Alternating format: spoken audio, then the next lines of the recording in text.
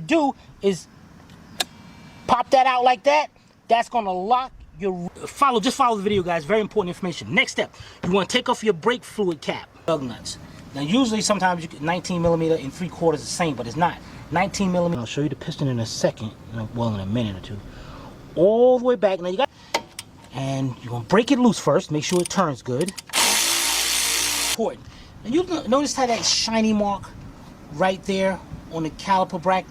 So let's get all 4 contact points done, and we'll be right back. You notice how this side, it goes along with the curve as well.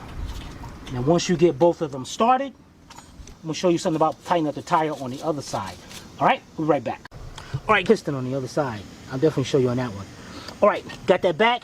Now we go to the front, and meanwhile it's your own fault.